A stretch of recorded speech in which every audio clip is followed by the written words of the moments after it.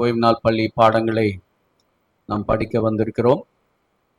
இந்த பரிசுத்த ஓய்வு நாள் பள்ளியின் பாடங்களை படிக்க வந்திருக்கிறதான உங்கள் ஒவ்வொருவரையும்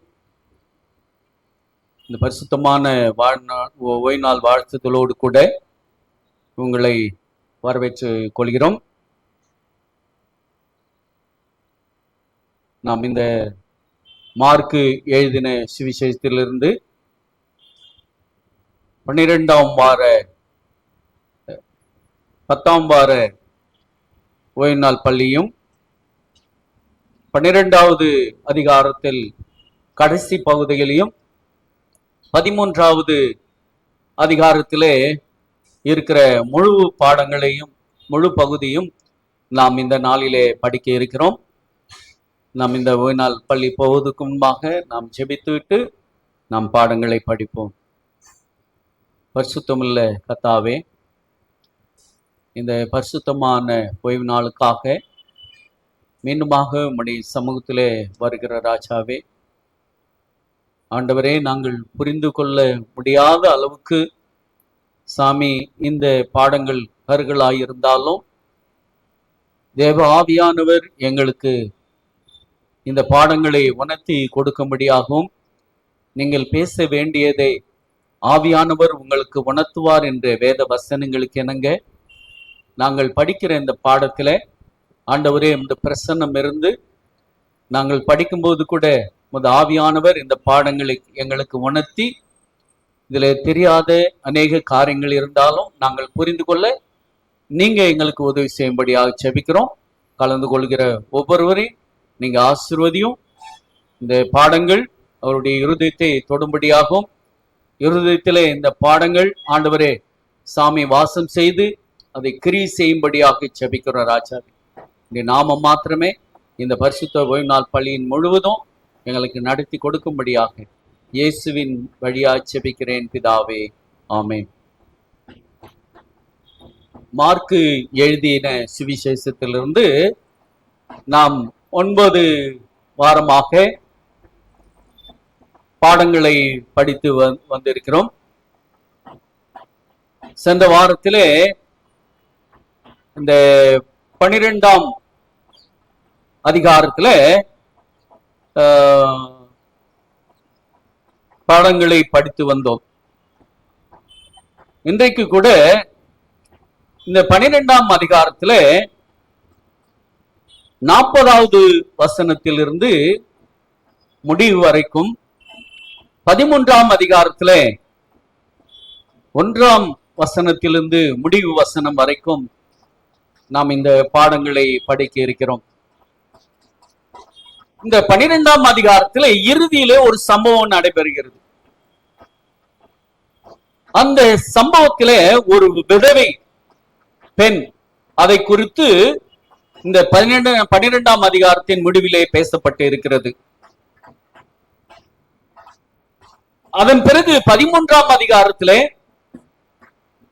எருசலேமினுடைய ஆலயத்தை குறித்தும் தீர்க்க தரிசனத்தை குறித்தும் மேலும் பல விஷயங்களை குறித்தும் இந்த 13ஆம் அதிகாரத்திலே பேசப்பட்டு இருக்கிறது. இந்த 13ஆம் அதிகாரம், இந்த மார்க் 13ஆம் அதிகாரம் மத்தேயு 24ஆம் அதிகாரத்தையும் லூக்கா 21ஆம் அதிகாரத்தையும் அடிப்படையாக கொண்டு எழுதப்பட்டதாக இருக்கிறது. இங்க என்ன சம்பவங்கள் இருக்கிறதோ அதே சம்பவத்தை குறித்து தான் மத்தேயு 24ஆம் அதிகாரத்திலையும் லூக்கா 21ஆம் அதிகாரத்திலையும் இங்கே பேசப்பட்டு இருக்கிறது. அது மாத்திரமல்ல, இந்த 13ஆம் அதிகார தீர்க்க தரிசனமானது சில பேர் நினைச்சிருந்தாங்க இது இயேசுவின் காலத்துல முடிவடையும் அப்படின்னு நினைச்சிருந்தாங்க.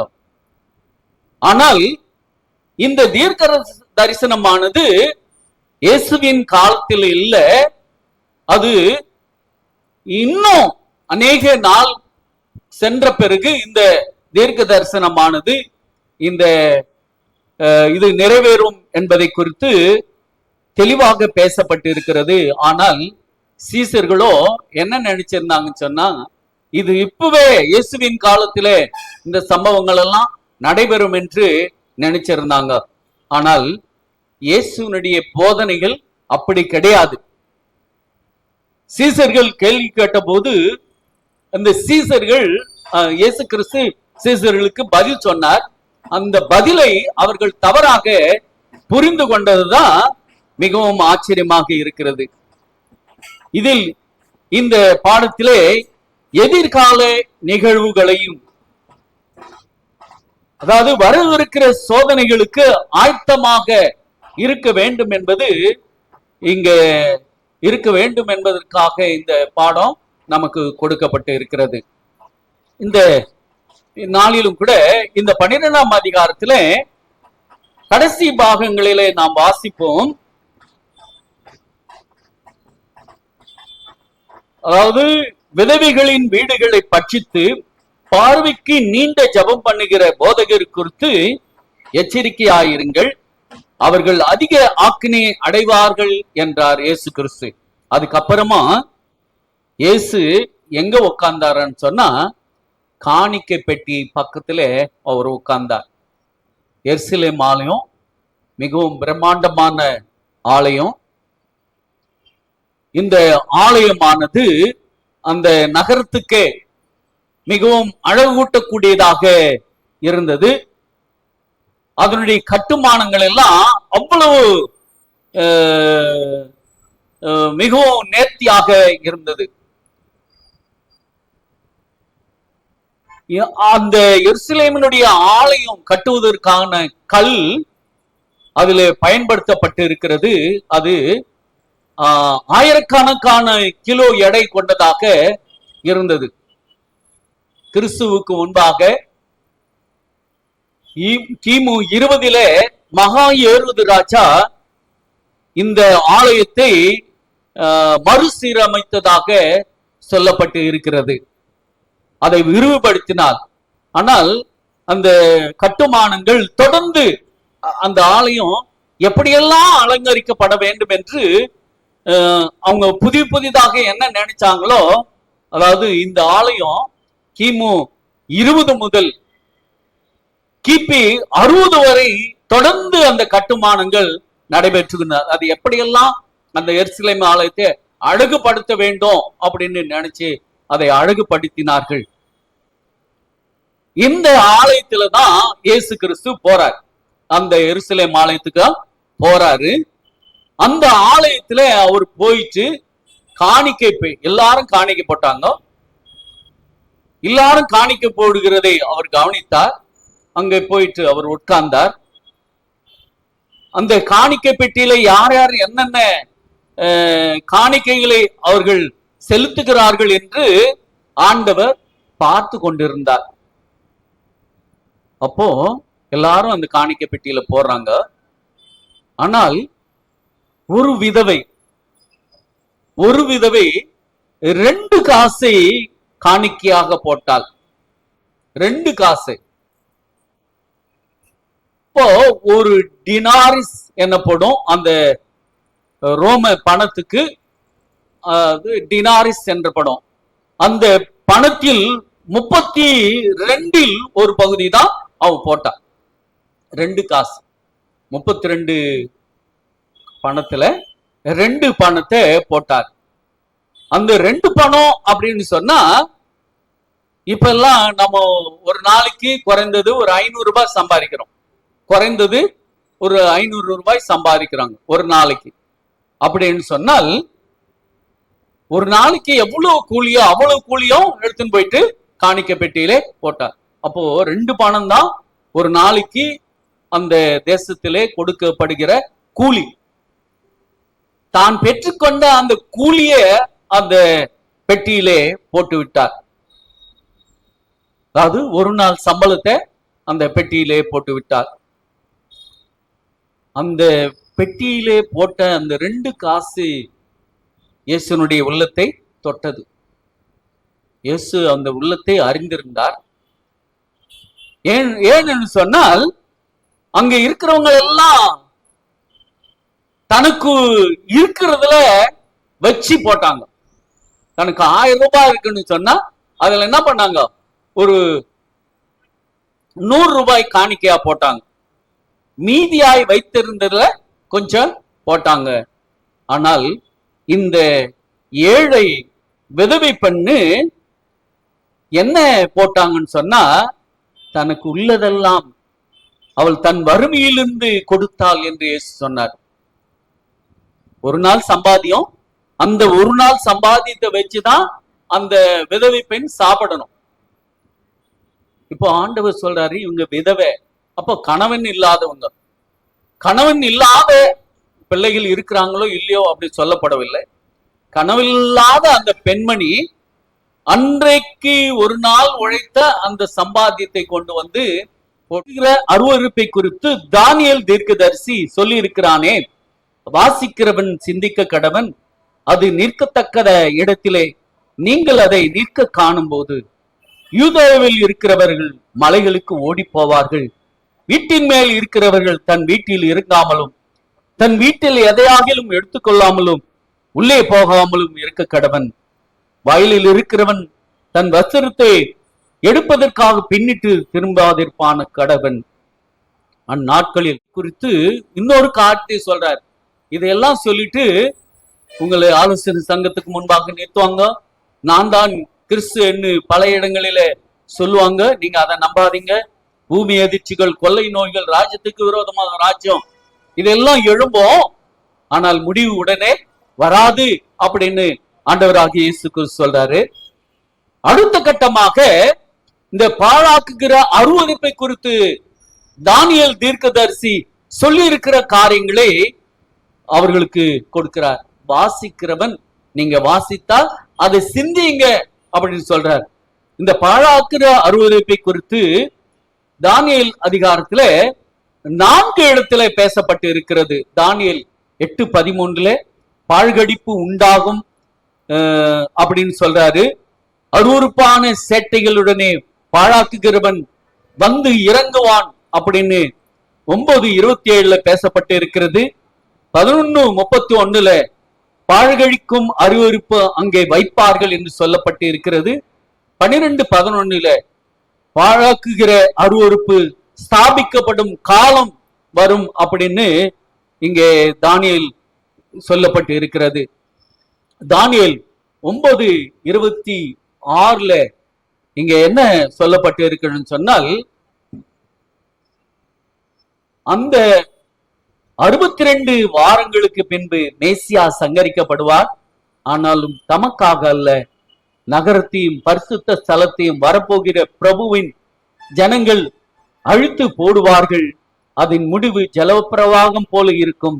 முடிவு பரியந்தமும் யுத்தமும் நாசமும் உண்டாகும். அவர் ஒரு வாரம் அளவும் அநேகருக்கு உடன்படிக்கை உறுதிப்படுத்தி அந்த வார பாதி சென்ற போது பலியையும் காணிக்கையும் ஒழி பண்ணுவார். அருவருப்பான சேட்டைகளோட பாழாக்குகிறவன் வந்து இறங்குவான். நிர்ணயிக்கப்பட்டு இருக்கிற நிர்மூலம் பாழாக்குகிறவன் மேல் தீரு மட்டும் சொரியும் என்றார். இப்போ அபிஷேகம் செய்யப்பட்டவர் அப்படின்னு இங்கே தானியேல் 9:26 சொல்லப்பட்டு இருக்கிறது. அபிஷேகம் செய்யப்பட்டவர் அப்படின்னு சொன்னா இந்த எபிரேய பாஷையில மாசியா, அதுதான் பிற்காலத்துல மேசியாவாக மாறிச்சு. அப்போ உங்க 9:24 27 வரைக்கும் நாம பார்த்தோம் என்று சொன்னால், இந்த பாழாக்குகிற அருவருப்பு எப்படியெல்லாம் நிறைவேற வேண்டியதாக இருக்கிறது அப்படின்னு சொன்னால், மீறுதலை தவிக்கிறதும், பாவங்களை தொலைக்கிறதுக்கும், அக்கிரமத்தை நிவர்த்தி பண்ணுகிறதுக்கும், நித்திய நீதியை வருவிக்கிறதுக்கும், தரிசனத்தையும் தீர்க்க தரிசனத்தையும் முத்தரிக்கிறதுக்கும், மகா பரிசுத்தம் உள்ளவரை அபிஷேகம் பண்ணுகிறதுக்கும், உன் ஜனத்தின் மேலும் உன் பரிசுத்த நகரத்தின் மேலும் 70 வாரம் செல்லும்படி குறிக்கப்பட்டு இருக்கிறது. இப்பொழுது நீ அறிந்து உணர்ந்து கொள்ள வேண்டியது என்னவென்றால், எருசலேமை திரும்பி எடுத்து கட்டுகிறதற்கான கட்டளை வெளிப்படும் நாள் முதல் பிரபுவாகிய மேசியா வரும் மட்டும் 7 வாரமும் 62 வாரமும் செல்லும். அவள் வீதிகளும் அலங்கங்களும் மறுபடியும் கட்டப்படும். ஆனாலும் இக்கட்டு காலங்களில் இப்படி ஆகும் அப்படின்னு சொல்ல. இப்போ எருசலேம் ஆலயத்தை கட்டுவதற்காக எப்போ கட்டுவாங்க அப்படின்னு தானியேல் அந்த பாழாக்குகிற அருவருப்பு குறித்து பேசும்போது இது எப்ப கட்டப்படும்? பிரபுவாகிய மேசியா அபிஷேகம் செய்யப்படுவார் என்று சொல்லப்பட்டு இருக்கிறது. இந்த தானியேல் 9:27 இந்த எருசலேம் நகரத்தை பாழ்கடிக்க வரப்போகிற பிரபு யார்? இந்த பாழ்கடிக்கிற அருவருப்பை கொடுக்கிற அந்த பிரபு யார்? வரப்போகிற பிரபு யார்? அந்த நகரத்தை ரோம தளபதியான தீத்துராயன் அழித்தான். எனவே தானியேல் 9:26-27 குறிப்பிட்டு வரப்போகிற பிரபு அவன்தான் என்று சில பேர் சுட்டி காட்டினாங்க. அந்த தீத்துராயன் தான் அப்படின்னு சொன்னாங்க. இப்போ இங்க மேசியா அப்படின்னு சொன்னால் இயேசு கிறிஸ்து, இங்க ரோம தளபதியான தீத்துராயன், இந்த இரு நபர்கள் இங்கே தொடர்பு படுத்தி சொல்லப்படுகிறது. காரணம், மேசியா நடத்தப்பட்ட விதம்தான் அந்த நகரத்தின் அழிவுக்கு காரணம் என்பது. இயேசுவே அவங்க என்ன பண்ணாங்க? சிலுவையில் அறைஞ்சாங்க.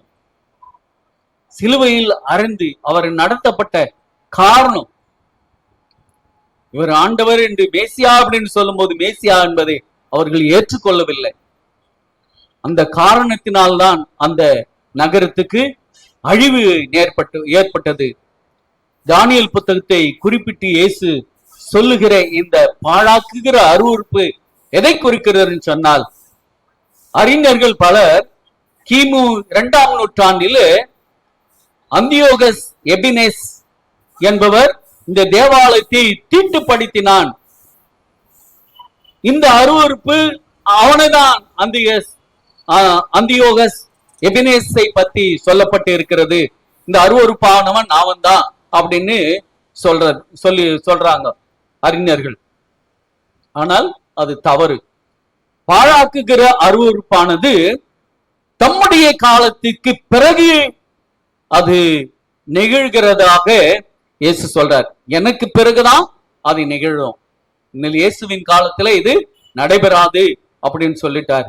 எனவே கிறிஸ்து பூலோக ஊழியத்திற்கு 2 நூற்றாண்டுகளுக்கு முன் நடந்த ஒன்றை அவர் சுட்டிக்காட்ட இருக்கவே முடியாது. மாறாக இந்த பாழாக்குகிற அருவருப்பு கிபி 60களில் பிற்பகுதியிலே எருசலேமில் முற்றுகை போட்ட சமயத்துல இந்த சம்பவம் நடைபெற்று இருக்க வேண்டும். அஞ்ஞான ரோம் கொடிகளை இஸ்ரவேலில் நாட்டினாங்க. அஞ்ஞானிகள் ரோமர்கள் வந்து இந்த என்ன பண்ணாங்க? எருசலேம்ல தன்னுடைய கொடிகளை நாட்டினாங்க. அப்போ எருசலேமை அவங்க பிடிச்சாங்க. எருசலேமை ரோமர்கள் பிடிச்சாங்க. அப்போ அங்கிருந்த கிறிஸ்துவர்கள் எல்லாம் தப்பி ஓடினார்கள். 13 இங்கே பார்க்கிறோம். 13:14 நாம பார்க்கிறோம். வாசிங்க. மார்க்கு 13:14 வசனத்தை வாசிங்க. 13ஆம் அதிகாரம் 14வது வசனத்தை வாசிங்க. மேலும் பாழாக்குகிற அருவருப்பை குறித்து தானியேல் தீர்க்கதரிசி சொல்லி இருக்கிறானே. இங்க திரும்பவும் சொல்றாரு, தானியேல் தீர்க்கதரிசி சொல்லி இருக்கிறானே, வாசிக்கிறவன் சிந்திக்க கடவன். அப்போ ஆமா, வாசிக்கிறவன் சிந்திக்க கடவன்.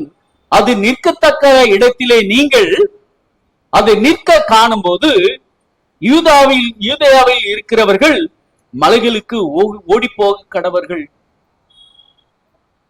யூதேயாவில் இருக்கிறவங்க நீங்க என்ன பண்ணுங்க? ஓடி போனோம்.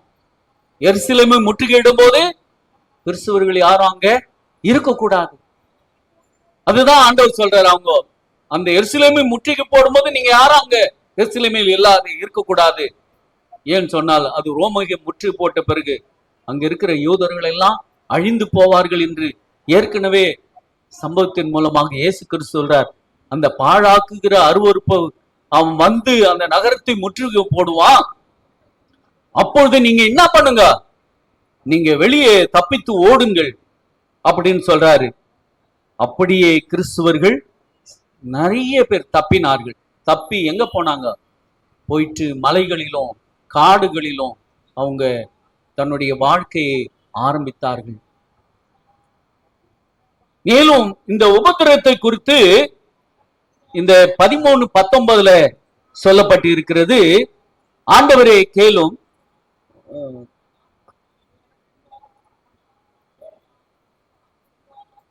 மார்க்கு 13:19 சொல்லப்பட்டு இருக்கிறது.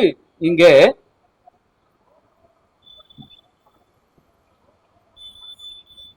ஏனெனில் தேவன் உலகத்தை சிருஷ்டித்தது முதல் இதுவரைக்கும் சம்பவியாதிருந்தும் இனிமேலும் சம்பவியாததுமான உபத்திரவம் அந்நாட்களிலே உண்டாகும் அப்படின்னு சொல்றார். நீங்க இதுவரைக்கும் பார்த்திருந்தாத சம்பவம், உபத்திரவம் இந்த கடைசி காலத்துல வரும். இந்த பாழாக்குகிற அருவருப்பை குறித்து மார்க் 13:14 மையமாக வைத்துதான் இந்த அதிகாரமே அப்படியே வருது. எப்போ இந்த சம்பவம் நடைபெறும் அப்படின்னு சீசர்களுக்கு கேட்கும் போது இந்த 13:14 வசனத்தை இந்த பாழாக்குகிற அருவருப்பை குறித்து தான் அந்த அதிகாரம் முழுவதும் சூழ்ந்து கொண்டே வருகிறது. அப்போ இந்த உலகம் சிருஷ்டிக்கப்பட்டது முதல் நீங்க கேள்விப்பட்டிராத உபத்திரவங்கள் வரும். இது எருசலேமின் வீழ்கையின் போது நிகழ்வதை விட அதிகமான உபத்திரவங்கள் இந்த உங்களுக்கு வரும் என்று சொல்றார். அப்படின்னு சொன்னால் எதிர்கால துணியில இயேசு கிறிஸ்து பேர் எதிர்காலத்துல இந்த சம்பவங்கள் எல்லாம் நடைபெறும் என்று சொன்னார். அப்போ இயேசு கிறிஸ்து அவர் மரிச்சு அடக்கம் பண்ணப்பட்டு உயிர்த்து அவர் பரலோகத்துக்கு சென்ற அநேக நாட்கள் வருடங்கள் கழித்துதான் இந்த சம்பவங்கள் எல்லாம் நடைபெறும் என்று அவங்களுக்கு சுட்டி காட்டினார். இந்த பாழாக்குகிற அருவருப்பை குறித்து தானியேல் 9ஆம் அதிகாரத்துல சம்பந்தப்பட்டு இந்த 13:14 பேசுகிறார். அங்க மாபெரும் உபத்திரத்தை குறித்து தானியேல் 7ஆம் அதிகாரத்திலும் 8ஆம் அதிகாரத்திலும் தீர்க்க தரிசனம் சம்பந்தப்பட்டு பேசுகிறார். அங்கே சின்ன கொம்பின் வல்லமையை குறித்து பேசுறார். அந்த சின்ன கொம்பு எவ்வளவு காலம் உபதிரவப்படுத்தும், தேவனுடைய பிள்ளைகளை உபதிரவப்படுத்தும் சொன்னார். ஒரு காலமும் காலங்களும் அரை காலமும் உபதிரத்துக்கு கொண்டு போகும் அப்படின்னு தானியேல் 7:25 சொல்லப்பட்டு இருக்கிறது. இது கிட்டத்தட்ட 1260 வருஷம் தீர்க்க தரிசன நாட்கள் இந்த தானியேல் 9ஆம் அதிகாரத்துல பேசப்பட்டு இருக்கிற இந்த உபத்திரவம் எது வரைக்கும் வரும்னு சொன்னால், இந்த சின்ன கொம்பன் அதிகாரம் எது வரைக்கும் இருக்குன்னு சொன்னால் 1260 வருஷம். எப்படின்னு சொன்னால் அதாவது கிபி 538 இருந்து கிபி 1798 வரைக்கும் வரும் அப்படின்னு சொல்றாரு. 98 ஒரு சம்பவம் நடைபெறுகிறது. நெப்போலியன் தன்னுடைய தளபதியாகிய பெர்தியர் போப்பு கைது செய்கிறாரு. அந்த போப்பு கைது செய்து அவர் சிறைச்சாலையில அடைக்கிறாரு. அதன் பிறகு அந்த போப்பு மரித்து போகிறார். இப்போ இந்த 1200 வருடம் காலத்தில் சின்ன கொம்பு வல்லமை தன் சபை அமைப்பை எல்லாம் வலுப்படுத்தும். அதன் பிறகு அந்த சபையினுடைய வல்லமை குறைந்து போயிடும் அப்படின்னு சொல்றார். ஆனாலும் மீண்டும் அந்த மிருகம் சொஸ்தமடையும். வெளிப்படுத்தல் 13ஆம் அதிகாரத்தில் 12ஆம் வசனத்துல பேசப்பட்ட வண்ணமாக காயப்பட்ட மிருகமானது சொஸ்தமடைந்து பூமியின் குடிகள் எல்லாம் அந்த மிருகத்தை பார்க்குமா. அப்போ அந்த சம்பவம் நடைபெற்றது. அதாவது இந்த சபை ரோம சபை வீழ்ச்சி அடைஞ்சு போயிடும் அப்படின்னு நினைச்சாங்க. ஆனாலும் அந்த ரோம சபையானது மீண்டும் வல்லமை பெற்று எழும்பினது. அதை குறித்து தான் வெளிப்படுத்தல் 13:12 பேசப்பட்டு இருக்கிறது. இந்த எப்போன்னு சொன்னால் அந்த உபத்திரவங்கள் 1260 வருடங்கள் உபத்திரவங்கள் தேவனுடைய பிள்ளைகளுக்கு நேர்ந்தது. அதன் பிறகு தேவனுடைய மக்கள் நிமித்தம் உபத்திரவம் குறைக்கப்படும் என்று சொன்னார். உபத்திரவம் யார் மூலமாக குறைக்கப்படும் சொன்னா, தேவனுடைய பிள்ளைகள் மூலமாக. 3:20 பேசுகிறார், கர்த்தர் அந்நாட்களை குறைத்திராவிட்டால் ஒருவனாகிலும் தப்பி போவதில்லை, தாம் தெரிந்து கொண்டவர்களின் நிமித்தமே அவர் அந்த நாட்களை குறைத்திருக்கிறார். அப்போ தாம் தெரிந்து கொண்டவர் நிமித்தமே அந்த நாட்களை குறைத்திருக்கிறார். அப்பொழுதுதான் அந்த புரோட்டஸ்டாண்ட் சபைகள் எல்லாம் என்ன பண்ணுது, கொஞ்சம் கொஞ்சமாக எழும்புகிறது. அந்த ரோம சபையை எதிர்த்து புரோட்டஸ்டாண்ட் மார்க்கம் என்ன பண்ணுது, கொஞ்சம் கொஞ்சமா எழும்பி சீர்திருத்தத்தை கொண்டு வருகிறது. இப்போ சீர்திருத்தத்தை கொண்டு வந்த மாத்திரத்துல இந்த சபையை உபதிரவப்படுத்துவது கொஞ்சம் கொஞ்சமாக இந்த ரோம சபை என்ன பண்ணுது, நிறுத்தி கொள்கிறது. அந்த 13 சுட்டி காட்டு வண்ணமாக அந்த சின்ன கொம்பு, காயப்பட்ட அந்த சின்ன கொம்பு சொசம் அடைந்து பூமியின் குடிகள் எல்லாம் ஆச்சரியத்தோடு அந்த மிருகத்தை பார்க்கிறாங்க. இப்போ இயேசு இன்னொரு அபாயத்தை குறித்து அங்கே சொல்றார். இந்த சின்ன கொம்பனுடைய வல்லமை எப்படி இருக்குன்னு தானியேல் படிச்சு நீங்க தெரிந்து கொள்ளுங்க, அதனுடைய வல்லமை எப்படி இருக்குன்னு சொன்னார். ஆனால் முடிவு உடனே வராது. கள்ளத்தீர்க்கு எழும்புவார்கள், கள்ள போதகர்கள் எழும்புவார்கள், கள்ள சத்தியம் அறிவிக்கப்படும். ஆனால் நீங்க என்ன பண்ணுங்க, எச்சரிக்கை ஆயிருங்க. வேதம்தான் உங்களுக்கு வெளிச்சம், வேதம்தான் உங்களுக்கு சத்தியம். வேதத்தை, என்னுடைய வார்த்தைகளை நீங்கள் கை கொண்டு அதன்படி நீங்க நடவுங்க அப்படின்னு இயேசு கிறிஸ்து அங்கே எச்சரிப்பு கொடுத்திருக்கிறார்.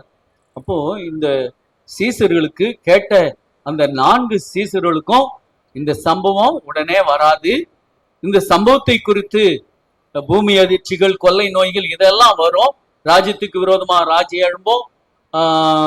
அதுக்கப்புறமா சந்திரன் ஒளியை கொடுக்காது, சூரியன் மூலமாக அடையாளங்கள், சந்திரன் மூலமாக அடையாளங்கள் இந்த பூமியிலே வர இருக்கிறது. ஆனாலும் முடிவு உடனே வராது. உபத்திரவங்கள் வரும். யார் நிமித்தமாக இந்த உபத்திரவங்கள் குறைக்கப்படும் சொன்னால், தேர்ந்து கொள்ளப்பட்ட பிள்ளைகள் நிமித்தமாக அந்த உபத்திரவம் குறைக்கப்படும் என்று சொன்னார். அதே போல புரோட்டஸ்டாண்ட் மார்க்கம் எழும்பின உடனே அந்த உபத்திரவங்கள் படிப்படியாக குறைகிறது. அதன் பிறகு புரோட்டஸ்டாண்ட் மார்க்கமும் ரோம மார்க்கமும் ரெண்டும் ஒன்னா ஆச்சு, கைகோத்து நின்று போச்சு. எதுல நின்றுச்சுன்னா, ஓய்வு நாள் ஆசரிப்புல நீங்க சொல்றதெல்லாம் நாங்க செய்யறோம், ஆனா நாங்க மாத்திரம் சிலையை நாங்க கும்பிட மாட்டோம், ஓய்வு நாள்ல நாங்கள் மாற்றிக் கொள்கிறோம் அப்படின்னு ஒரு கொள்கையோடு அவங்க தன்னை கைகோத்து கொண்டார்கள் என்று சரித்திரத்திலே நடைமுறையில நாம் பார்க்கிறோம். அதுக்கப்புறமா இயேசு கிறிஸ்துனுடைய வருகை குறித்து அவர் சொல்றாரு. இது பூமி அதிர்ச்சி, கொள்ளை நோய், பழாக்கிற அருவறுப்பு இதெல்லாம் வரும். அதுக்கப்புறமாக அந்த வருகை குறித்து பேசுறாரு. மார்க் 13 24 32 வசனங்கள் வரைக்கும் பேசுறாரு. அதாவது இங்க என்ன சொல்றாருன்னு சொன்னால், அந்த நாட்களிலே அந்த உபத்திரவம் முடிந்த பிறகு சூரியன் அந்தகாரப்படும், சந்திரன் ஒளியை கொடாதிருக்கும், நட்சத்திரங்கள் விழும், வானத்தில் உள்ள சத்துவங்கள் அசைக்கப்படும். ஏற்கனவே சூரியன் ரத்தமாக மாறிச்சு, சூரியன் ஒளி கொடுக்கவில்லை, நட்சத்திரங்கள் விழுந்தது. ஆமா, 1833 நடந்தது. ஆனால் ஆமா இதெல்லாம் நடந்தது. ஆனாலும் திரும்பவும் என்ன ஆகும், அது நடக்கும், திரும்பவும் நடக்கும். வானத்திலிருந்து நட்சத்திரங்கள் விழும், இந்த பூமியின் சத்துவங்கள், வானத்தின் சத்துவங்கள் அசைக்கப்படும். அப்பொழுது மனுஷகுமாரன் வல்லமையோடும் மகிமையோடும் மேகங்கள் மேல் வருகிறதை காண்பார்கள் சொல்றாரு. மனுஷனுடைய வருகை குறித்து பேசுறாரு. இதெல்லாம் இந்த சம்பவங்கள் எல்லாம் ஒன்றன் பின்னாக ஒன்றாக நடைபெறும், ஆனால் காலங்கள் வரும். அப்போ தானியேலு குறித்து அப்பயே சொல்லி இருக்கிறார், மேசியா வருவாரு, மேசியா சங்கரிக்கப்படுவாரு, எருசலேம் ஆலயம் கட்டப்படும். எப்ப கட்டப்படும் சொன்னா அதையும் சொல்லி இருக்கிறார். எருசலேம் ஆலயம் எப்ப இடிக்கப்படும் என்று சொல்லி இருக்கிறார். அதுக்கு அப்புறமா யூதர்கள் எப்பொழுது அவர்களுக்கு தண்டனை கொடுக்கப்படும் என்று அதில் பேசப்பட்டு இருக்கிறது. அப்போ அவருடைய வருகை குறித்து பவுலானவர் தெசலோனிக்கேயர் எழுதிய அந்த நிருபத்திலே சொல்றாரு. அதாவது இந்த கள்ள தீர்க்கதரிசிகளை குறித்து நீங்க எச்சரிக்கையாயிருங்க அப்படின்னு சொல்லிட்டு, அவருடைய வருகை எப்படிப்பட்டதாக இருக்குன்னு சொன்னால் எல்லாரும் காணும்படியாக. அவருடைய வருகை ரகசிய வருகை கிடையாது. இயேசு கிறிஸ்துவனுடைய வருகை ரகசியமாய் வருவார், ரகசியமாய் தம்முடைய பிள்ளைகளை அழைத்து கொண்டு போவார்ன்னு சில பேர் என்ன பண்றாங்க, போதிக்கிறாங்க. அப்படி அவருடைய வருகை எல்லாரும் பார்க்க முடியாது. அவரை குத்தினவர்களும் அப்படின்னு சொன்னார், அவர்களுக்கு இயேசு கிறிஸ்துவுக்கு கீழ்ப்படியாதவர்களும் அவரை காண்பார்கள் என்று சொல்றார். வெளிப்படுத்தல சொல்லப்பட்டு இருக்கிறது.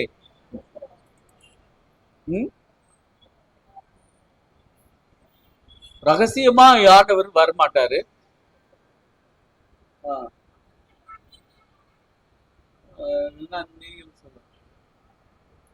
ஆமா,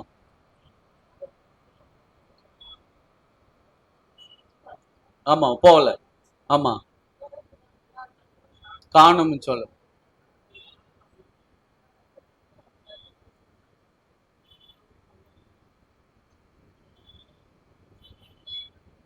மறைக்கப்பட்டிருக்கு. ஆமா, தெரியாது. ஆமா, இதா ஒருவருக்கு மாத்திரம்தான் தெரியும், குமாரனுக்கும் தெரியாது. அது ரகசியம், அது ரகசியம். சரி,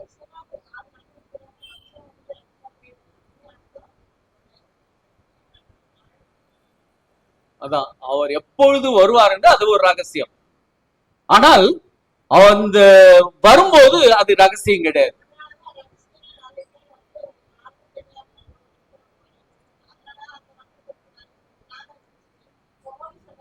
ஆமா, கடவுள்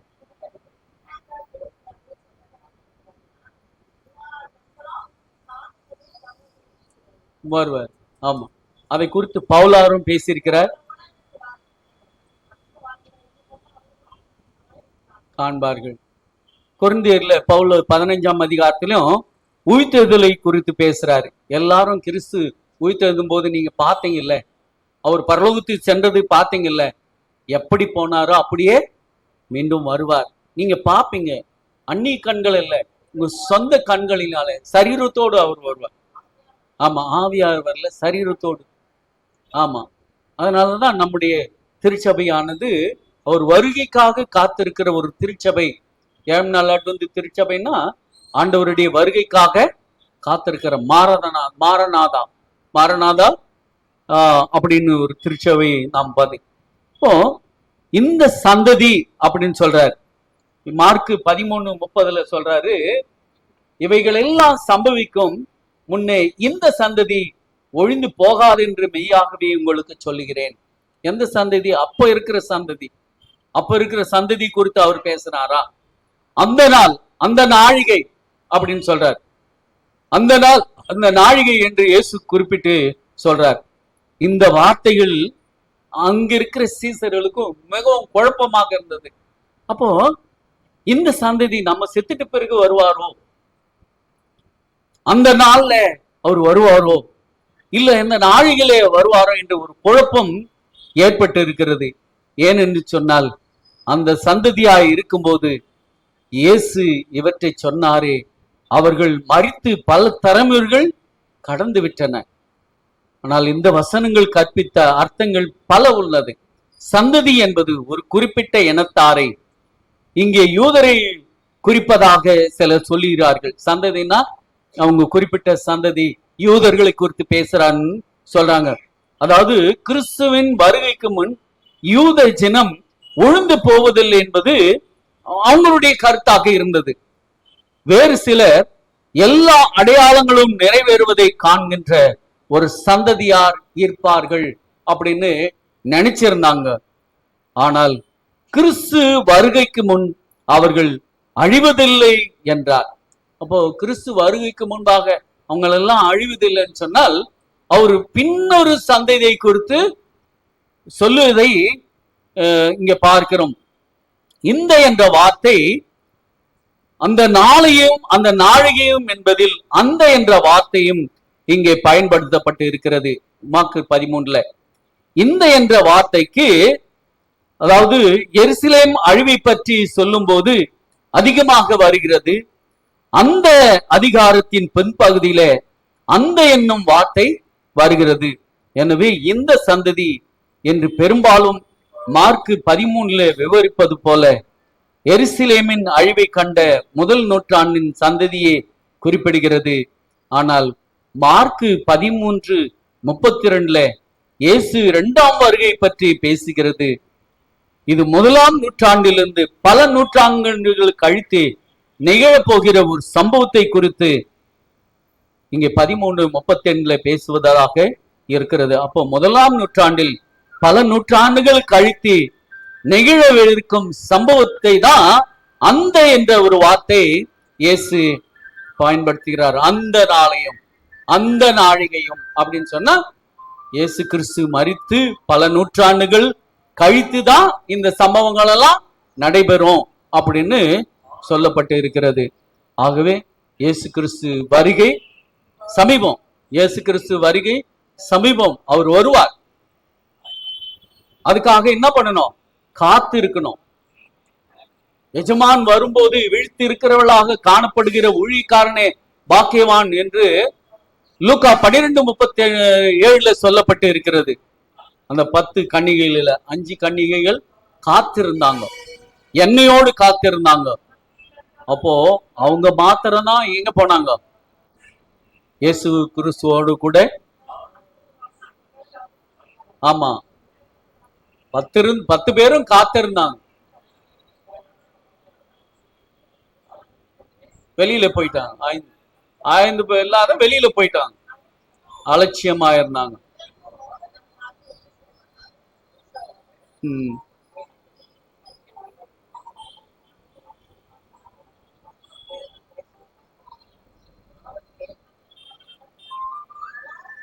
கிறிஸ்துவர் தான்.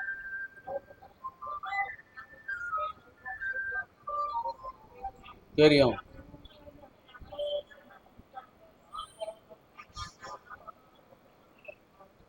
ஒரு சிலர் தான். ஆமா, அந்த 10ல 5 பேர் தான்.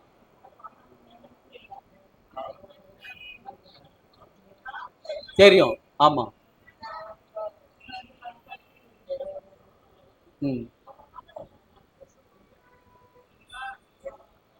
உயிர். ஆமா.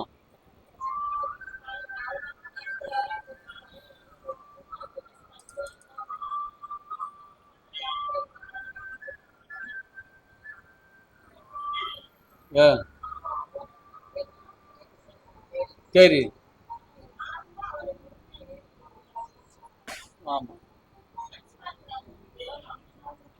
இருக்கிறான்.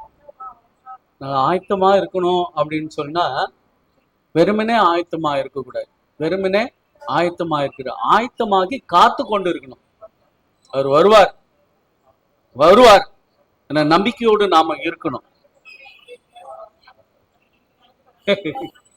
அப்படி அப்படி இல்லை. எப்பொழுது ஆண்டவருடைய சத்தியத்தை நம்ம சொல்லணும். எல்லாம் நம்ம வேதத்துல. ஆமாப்பா. ஆமா, பின்பற்றுகிறவர் தான் இருக்கணும். ஆமா ஆமா, அவரை போல இல்லை. ஆமா, இயேசு கிறிஸ்துவை போல குணம் இல்லைன்னு சொன்னா யாருமே ஆயத்தம் இல்லைதான் என்று அர்த்தம். ஆகவே இந்த பாடங்களை நாம்